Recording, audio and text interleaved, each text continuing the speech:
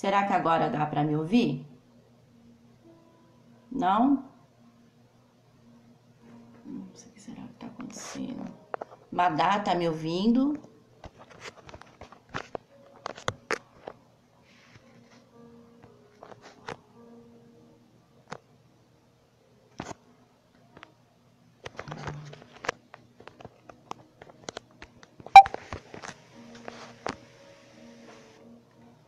Estão me ouvindo agora? Érica, Madalena, não estão me ouvindo?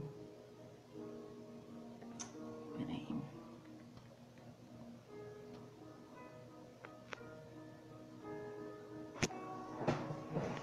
Tá me ouvindo? Tá? Posso continuar?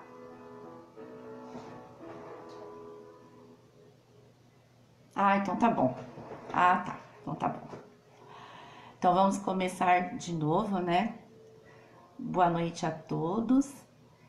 Que a paz do Mestre Jesus possa envolver a todos nós em muita luz, a todos vocês que estão aqui presentes mais uma vez nessa noite para fazermos o Evangelho no Lar, né?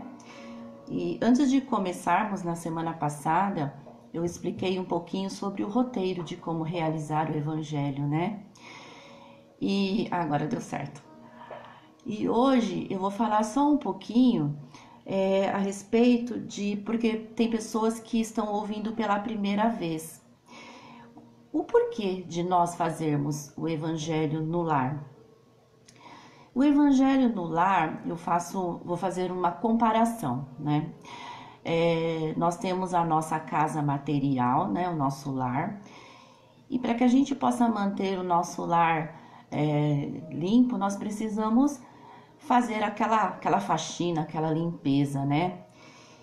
E para nós mantermos a nossa casa limpa, nós precisamos o quê? De manter a nossa casa limpa com alguns cuidados necessários, né? Com a manutenção, né? Para chegar a cada 15 dias a gente fazer aquela limpeza mais pesada, né? E por que eu estou falando isso? Porque o Evangelho no Lar, ele é realizado uma vez por semana e ele é uma maneira de manter o nosso lar equilibrado espiritualmente. Então, todas as vezes que nós nos reunimos para fazer o Evangelho no Lar, nós atraímos para nós os bons espíritos, as boas energias, né? E da mesma forma que nós precisamos manter a nossa casa material limpa, nós precisamos também manter a nossa casa espiritual.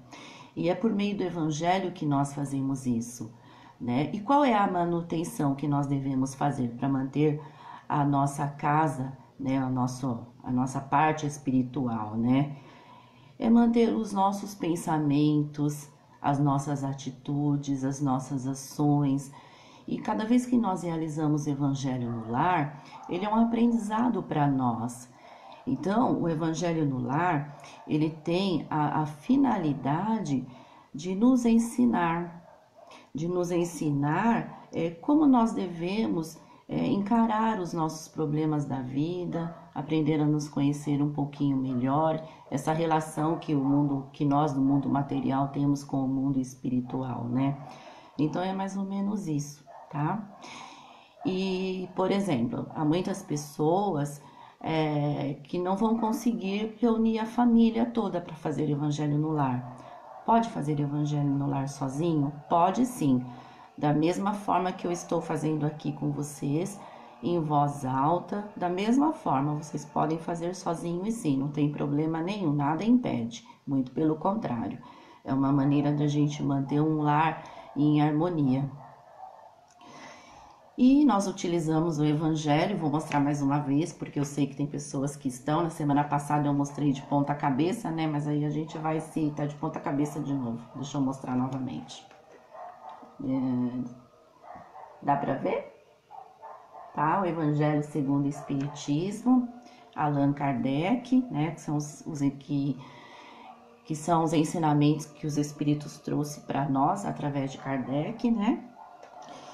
E semana passada nós começamos o Evangelho com o capítulo 1, que trata do tema Eu não vim destruir a lei. Aí nós falamos um pouquinho de Moisés, que trouxe para nós os 10 mandamentos, a lei de justiça, o homem que necessitou de uma autoridade maior sobre o povo hebreu, para que eles pudessem ser libertados do Egito, né? Eles eram um povo muito primitivo, né? Então eles necessitavam de uma lei um pouquinho mais dura, né? E depois de Moisés, nós vimos semana passada que veio para nós Cristo, que é o Mestre Jesus, que veio nos ensinar através das parábolas, veio ensinar o amor, veio ensinar também essa relação do mundo material com o mundo corporal, apesar de ser esclarecido muito mais com a chegada da doutrina espírita, né? Então hoje nós vamos falar um pouco do item 5, que trata do espiritismo. Eu vou ler um pouquinho, tá bom? O espiritismo é a nova ciência que vem revelar aos homens, por meio de provas irrecusáveis, a existência e a natureza do mundo espiritual e suas relações com o mundo material. Então, assim, a doutrina espírita, ela é a única que veio nos ensinar de forma racional essa ligação que nós temos com o plano espiritual e essa relação que nós temos com o plano espiritual, porque tudo está ligado.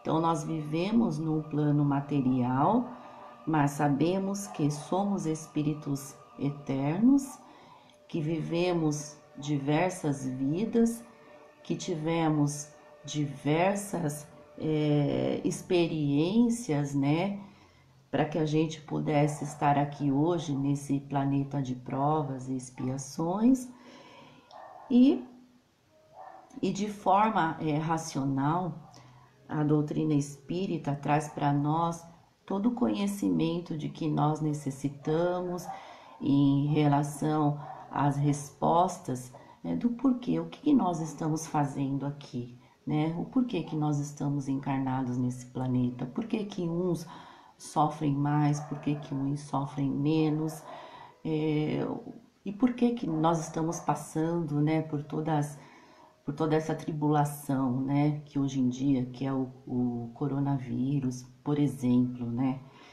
Então a doutrina espírita, de forma bem racional, ela explica para nós o porquê de nós vivenciarmos essas experiências, né, entre aspas, ruins, mas que engrandece o nosso espírito, né? Porque nós aprendemos através do sofrimento. Poderíamos aprender pelo amor? Poderíamos, né? Mas somos seres ainda tão imperfeitos, temos tanto ainda, né, a aprender, que ainda nós precisamos passar pela dor para que a gente possa amadurecer e aprender um pouquinho.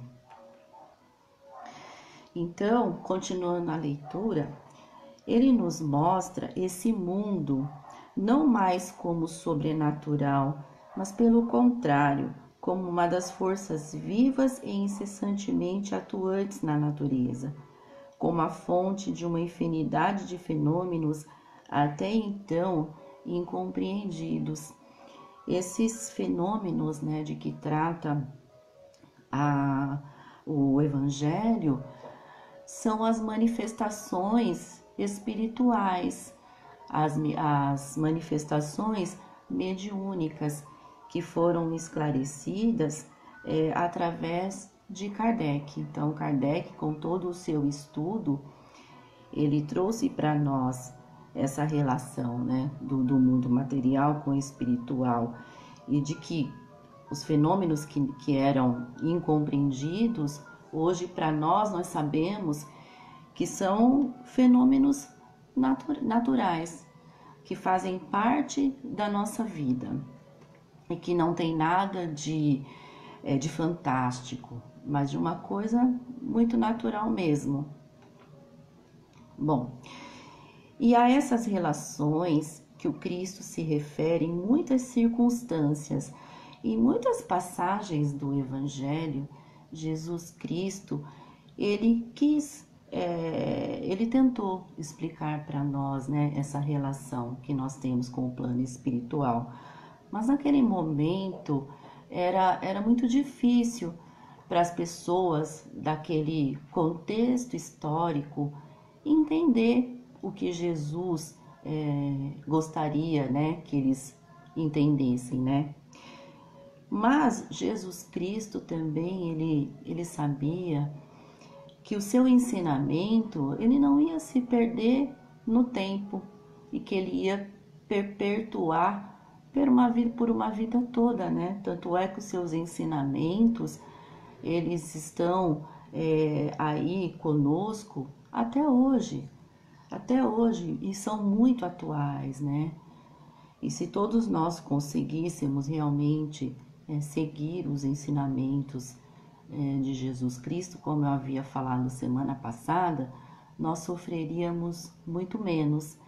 Mas ainda, por mais que tenhamos evoluído um pouco moralmente, intelectualmente, ainda nós não conseguimos ainda compreender Jesus realmente, os seus ensinamentos, né?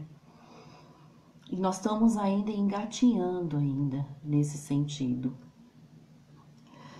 Então, o Espiritismo, ele é a chave que nos ajuda realmente a explicar muitas das coisas que nós não conseguíamos explicação. Muitos de nós tivemos outras religiões, né, até chegar à doutrina espírita.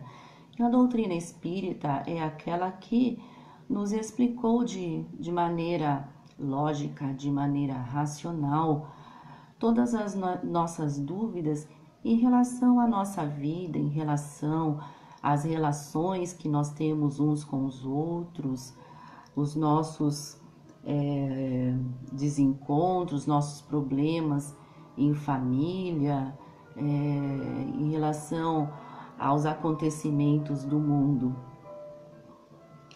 Então, Moisés, o que ele ensinou para nós, ele foi o que personificou mesmo o ensinamento, né, com os 10 mandamentos, que não se perdeu com o tempo. Mas quando veio Jesus, ele veio mostrar para nós de uma maneira mais profunda, mais na questão do amor mesmo. E aí, quando a doutrina espírita chegou, né, até nós através de Kardec, aí nós podemos entender, né, essa ligação muito grande que a doutrina espírita tem com a ciência, por exemplo, né? Então, nós temos, assim, na doutrina espírita, uma variedade muito grande de literatura, nas obras básicas mesmo, básicas, né? E que trata muito da questão científica. Então, a doutrina espírita, além dela ser uma religião, ela é ciência e ela é filosofia também. É ciência porque os seus ensinamentos podem ser questionados, podem ser estudados de forma racional, de forma lógica. Filosofia porque lida com as questões morais, né? Então, assim, a doutrina espírita, nesse sentido das leis morais, né? Ela nos ensina e ela enfatiza muito essa questão entre nós espíritas, nós falamos que é a reforma íntima, né? É o trabalho que nós necessitamos fazer interiormente para sermos seres humanos melhores, né? Então, sem esse trabalho interior de melhora da questão moral mesmo, de sermos um pouco mais indulgentes, de deixarmos o nosso egoísmo de lado para poder olhar um pouco mais o outro do que nós mesmos, é um ponto assim fundamental da doutrina espírita.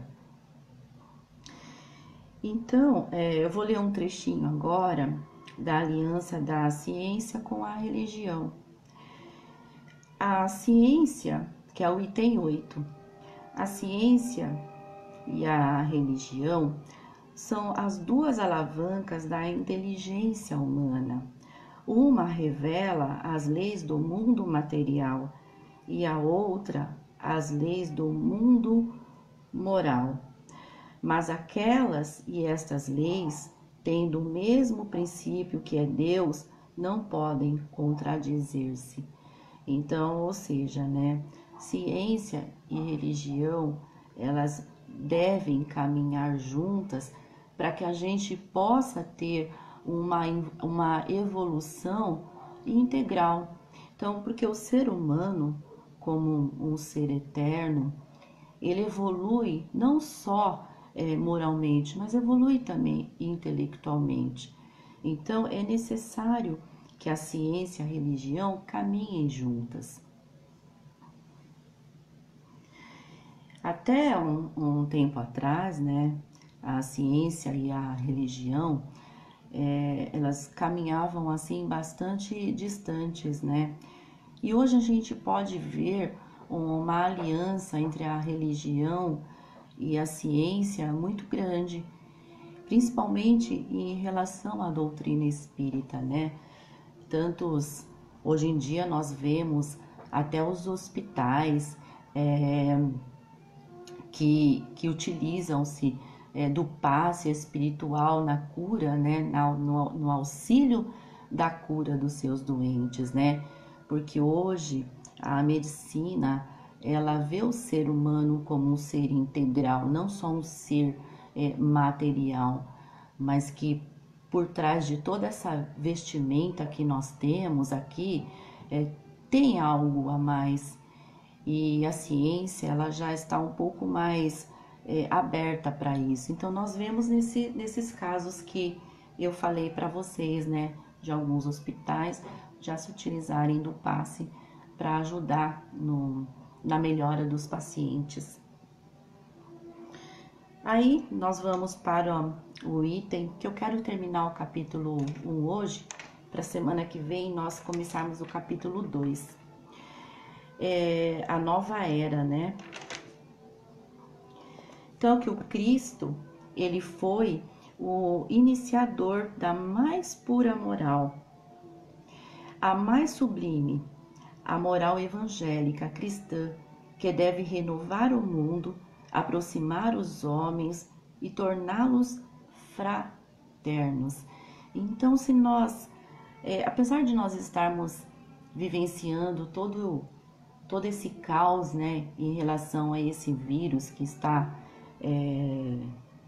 aí, essa pandemia, mas nós vemos também muitas manifestações de caridade. Então, é um momento de nós ajudarmos aqueles que mais necessitam. É um olhar diferenciado que a gente tem que ter um pelo outro. Então, hoje, atualmente, esse momento que nós estamos vivenciando, nós estamos necessitando muito do alimento espiritual. E o Evangelho, ele é esse alimento de que nós necessitamos, as ações de caridade, essas movimentações todas que estão sendo realizadas por várias pessoas em arrecadar cestas básicas para ajudar as famílias que estão passando necessidade. Então, isso é a fé em ação, é isso que faz com que a gente cresça espiritualmente. É isso que a doutrina espírita, ela espera de cada um de nós. Então, e ele ainda aqui no próprio Evangelho tem um trecho que eu até grifei que diz assim: mas não pense, a gente pensando um pouquinho em tudo que nós estamos vivenciando, mas não se pense que esse desenvolvimento se fará sem lutas. Não, porque elas necessitam, para chegar ao amadurecimento, de agitações e discussões, a fim de atraírem a atenção das massas. Uma vez despertada a atenção, a beleza e a santidade da moral, tocarão os espíritos e eles se dedicarão a uma ciência que lhes traz a chave da vida futura. Então, nós percebemos que nesse trecho aqui, ele é bastante atual, né? Que a espiritualidade, neste momento, eles estão muito atuantes na nossa vida. Os espíritos do bem, as falanges do bem. Então, eles estão atuando no nosso planeta de forma bastante intensa, sempre para a nossa melhora, sempre para a nossa evolução, a evolução que o nosso planeta está necessitando. E que chegou o momento em de nós realmente voltarmos para Cristo, voltarmos para o Mestre Jesus.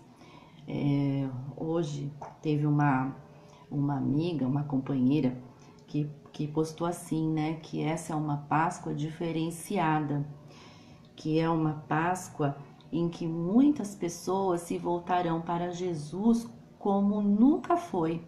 Não é dessa forma, mas foi mais ou menos nesse sentido, né?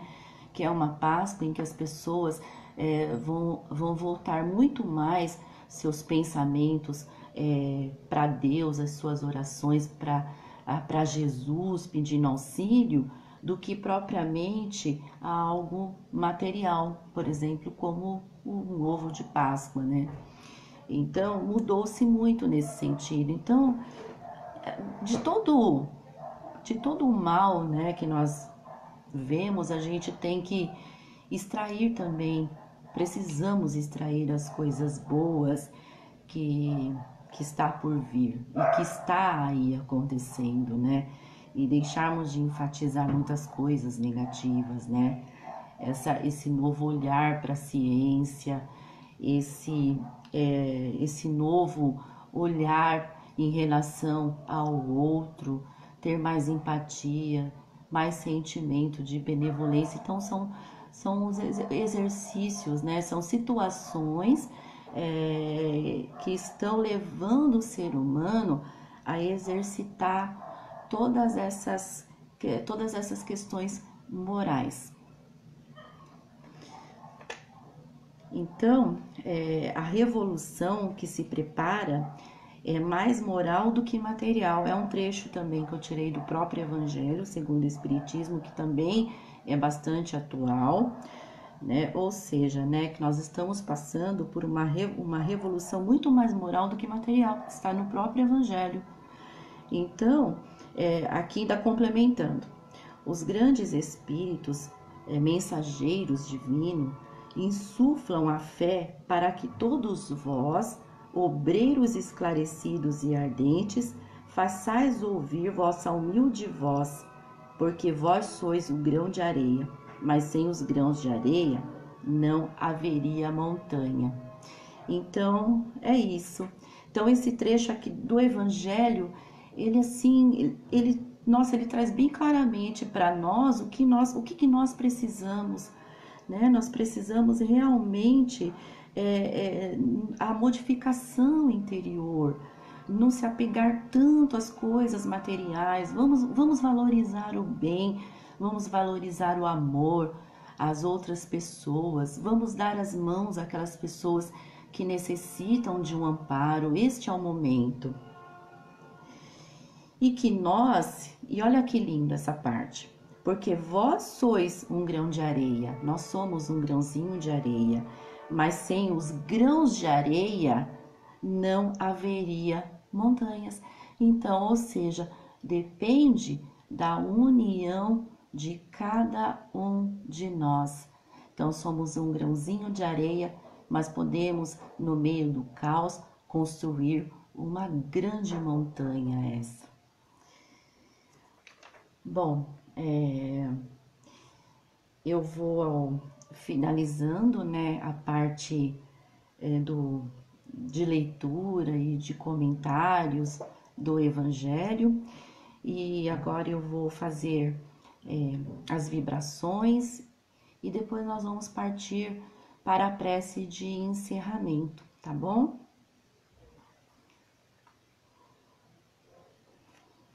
Então vamos neste momento, né, fechando os nossos olhos, aqueles que desejam e se sintam bem, e aqueles que se sentir melhor, deixar o olho aberto, não tem problema. Então vamos neste momento, unidos num pensamento de amor, de paz, de harmonia, vamos vibrando pela paz no mundo, vibrando pelos nossos governantes,